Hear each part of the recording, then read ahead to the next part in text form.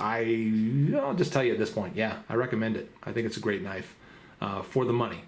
Again, what did I say before? One of the cheapest S35 VN knives you can buy. Where is it made? Golden, Colorado, USA, Earth.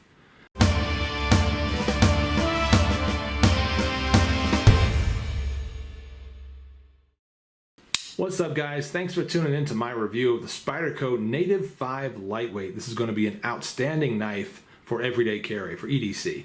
This thing pockets so easily, carries so easily. It's so light, so small, so easy to have on you all the time, and that's a quality I always look for in an EDC knife, everyday carry knife. So this hits all of those qualities, and it's got a really nice steel on it. CPM S35 VN. This may be the least expensive S35 VN knife out there. I'm probably wrong on that, but it's going to be very, very low cost for S35 VN. I bet you that is definitely true. And that's always kind of been true of the varying versions of the Native that have been out there over the years. And yes, there have been many, many versions of the Native. And not just 5, given that this is the Native 5. There have been a ton of different versions of the Native 5. The last version that I can recall had G10 scales on it. The steel type might have been S35. I don't actually recall. But I steered clear of that one mainly because there was kind of a size to weight ratio that I just didn't dig. It was a little too heavy for its size, for me, for that knife. And when this lightweight variety of the knife came out, which I spotted down at SHOT Show at the Spyderco booth when I met Eric Glesser down there, I knew that this was the Native that I needed to pick up, finally. After having been looking at it for years and years and years, finally pulled the trigger on this version of it. So we're going to do a lot in this review. We're going to show you some testing footage. We're going to compare it to a handful of other great knives, talk about kind of how it does for EDC in comparison to all those in cost and so forth, and let you get on your way and get off to buying it if you choose to do so, because I'll just tell you at this point, yeah, I recommend it. I think it's a great knife for the money. Again, what did I say before? One of the cheapest S35 VN knives you can buy. Where is it made? Golden, Colorado, USA, Earth. What is the price on it? We'll throw that out there right now. BladeHQ has it for 88 or so, 88 bucks, something like that, just under 90 bucks, this exact one. There are a few other colors, I think. I seem to remember seeing a pink one, a partially serrated one. Some of those may or may not be in stock. But the point is, there are still different varieties of the Spyderco Native 5 Lightweight to choose from. It does have a sort of a, what would you call that, a stone-washed finish to the blade, which in my experience during the testing, I don't know if that was causing the drag that I was experiencing on the cardboard or not, but it did kind of drag. We might as well get to some of that testing footage now. I've told you pretty much everything I want to say about the knife. So how did it do in some of that testing footage? Slicing paper, obviously, that edge is fantastic. Comes razor sharp from the factory. The S35 VN steel holds an edge for a good long while. It resharpens surprisingly easy as well. So this is going to be one of my new favorite steels, I think. I'll get some more time behind it for sure. Maybe I'll pick up another knife in this steel, but just in the short paper cut test that I did with it, and of course all the other EDC cutting I have done, I'm absolutely certain that this is a very, very good knife edge, and it stays that way for a good long while.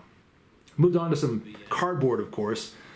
Now, the cardboard that I moved on to was kind of an unfair test for this knife, I would say. I actually used some double-walled stuff. It's a computer box from an old MacBook Pro, if I remember. Not MacBook, Mac Pro. There you go. An old Mac Pro computer. Sliced that thing up with quite a bit of discomfort in my hand, and yeah, it took some labor to get through it all. So, again, kind of an unfair test given that it was not only double-walled, but laminated on one side with a big printed, image. So there's a lot of glue in that. But also, perhaps, just perhaps, the stonewash finish had a little more drag to it than something non-stonewashed might have. That's kind of a theory that I'm working on. I can't say for sure if that's the reason why it went kind of slow and took a lot of work getting through all that cardboard. But it stands to reason, and I don't know. For whatever reason, guys, it didn't perform quite as well on that sheet of cardboard as I expected it to. But in virtually every other EDC knife test that I've put it through, as far as just daily use, I've been totally happy with it. So take it for what it is. Let's move on to the wood. I carved away at a 2x4 for a bit. Now I wanted to make sure that I didn't just, dig into it and shave away some chips, which it did fantastically. It carved away at all that 2x4 for a good while, dug into it pretty nicely, and again, shaved off big chips, impressive chips. But I wasn't satisfied with that. I wanted to actually try to pry some of the sections of wood away, some of the stuff that was left down there at the bottom after I'd been shaving. And in prying all that stuff away, I fully expected, to possibly develop some blade play. Maybe have that thing shifting side to side. It came nice and tight from the factory. No shifting, upper, bottom, left, or right. So I thought maybe it would develop some play after having pried away some of those splinters of wood. Nope, didn't do it. Didn't do it. Not top to bottom, not left to right. It was still as solid as it came from the factory, which is so impressive. So impressive for a knife like this made of Frn handle scales. Okay, very light, as I said before. What is it? I want to say 2.4 ounces. I'm not sure if I have that correct. Yeah, 2.45 ounces is all.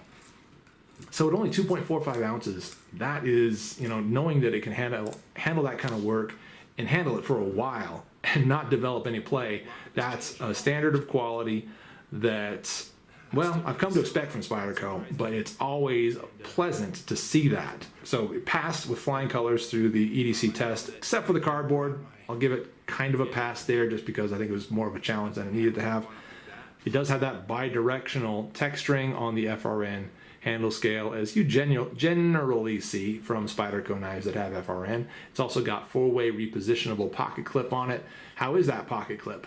We can look at that. I might as well close the knife while we're talking about the pocket clip. Well, it could be deeper for sure. It's about like that, and that is very comparable to, what do we have here, the Delica. Yeah, right on par with what the Delica has. So you've basically got kind of a variety of the Delica in the Native. I kind of feel that way anyways. You've got a little lanyard hole there that works pretty nicely. Never threw a lanyard through that, but it looks like it's nice and broad, nice and wide. I'm sure you can get a comfortable lanyard through that. Put some paracord or whatever else you want to put through there. So it's got all the options, all the things. Nice, strong snick when that opens. Now, you're not going to have a fast deployment on this knife. You're just not. It rolls out smooth, very smooth, but not fast. Okay, it is a lockback, obviously, as you can see there. I will say that the Delica seems to come out a little bit faster and easier. Part of that has to do with what? Geez, I don't know. Is the blade thinner on the Delica? I think it is, actually. Let's have a look at that. Yeah. Got a thinner stock of blade on the VG10 Delica than we have on the S35 VN Native, and of course a thicker handle as well. So it's a very comparable knife, or they are, I should say, very comparable knives as far as just overall size and feel. The Native is a little bit chunkier in hand, a bit thicker, a bit stockier. Depends on what you want, really. That's what it comes down to. I think I've covered everything I want to say about the knife. So let's get on to some comparisons. So there's the Native 5, as I said before, and we're going to go ahead and zoom this out just a little bit so we can see all the knives that are coming your way. The Native 5. What else? Let's throw a couple of more Spydercos on here. What do we have here? Sage 1. Sage 1, and let's do a quick comparison with that, actually. They both have the finger choil on them. Let's look at them this way so you can kind of see. They're really similar, right? Price is a bit different. This is a little over 100. This is a little under 100. So, and S30V instead of S35 VN, you've also got the carbon fiber on there, which is just heavenly. And the fit and finish on this sucker is just so beautiful. Love the Sage 1. One of my favorites. I would love if this knife had that pocket clip. And they're not going to do it. I think an older version of the Sage did have it. They probably have moved away from that permanently, though. Anyway, so there's those two. They are very comparable. The finger choils are pretty much identical in size, so the comfort of holding it like so is very much translated in the Native. And surprise, surprise, I don't have it handy, but would you believe me if I told you that that finger choil the dimensions on this finger choil, and the shape of it is pretty much identical on what? The Paramilitary 2. Yeah, a larger knife, a more substantial knife in most ways, but that little finger choil there, it seems like they've agreed in their heads, Spyderco over there, on what size that should be, and they've decided to make it that size on virtually all their knives. I'm down with that because I like it. So there's those two. The third Spyderco, of course, the Delica, which we showed you before. You can see them stacking up pretty nicely. We've got a Kershaw over here to show you. There's the Leek. All right, one of my go-to. Pretty much every week I carry that knife. Almost every single week I carry that. And this comes in at 50, 60 bucks. I can't remember what it goes for most days. I haven't bought a Leek in a while. But yeah, 14C28N steel on that, which is a fantastic steel. What do we have here? CRKT Journeyer. Look for a review on this one coming on my channel in the coming, weeks, months? Sure, something like that. I did complete testing on it, and that footage is shot, so all I need to do is sit down and shoot a review of it, and that'll come at some point. But yeah, stay tuned if you want to see the review of the Journeyer. It's a non-locking folder that I like quite a lot. I think it's ACR13 MOV, something like that. Really deep pocket clip. It's got this interesting feature with this tool that both adjusts the pivot and also locks the blade. I'll talk all about that in the review. Stick around for it. And one more CRKT, because why not? Check that guy out. You guys seen this yet? It's a CRKT GSD.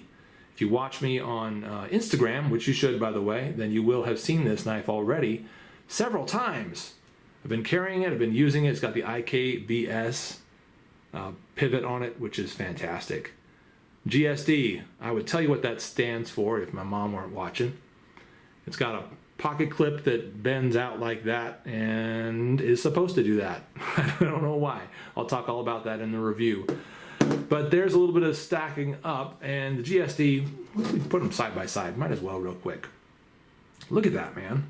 Look how much bigger the blade is on the GSD. If we're talking strictly cutting edge, whoa, big difference. But guess what? Close the GSD, close the native, and what have you got? Nearly identical in size. Really close. Considerably heavier because it's all stainless steel, the GSD, and that native 5, extremely light as we talked about before. So there's a good head-to-head on a handful of fantastic knives. I'll give you prices and more information on this one and this one when we get around to the reviews, because they're very much upcoming knives, not established ones for the channel. But you'll see these more in the future. But yeah, there's a handful of the very good other knives in the industry right now that definitely compare favorably against the Native 5, and there's probably hundreds of other ones that also are competing for your EDC knife dollars. However, I would say that the Native 5 from Spyderco is giving all of them a run for your money. It's a good knife. I like it. It's stout, it's tough, it gets hard work done, and carries so easily. Spyderco Native 5, that is my review. I'm the Late Boy Scout. Thanks for watching. We'll see y'all later. Sage 2. Here's the Sage 2. Titanium frame lock. Wow, cool. Same pocket clip, except not blackened. Same reversibility. Same steel. Basically, the blade is interchangeable on any of these that I'm going to show you.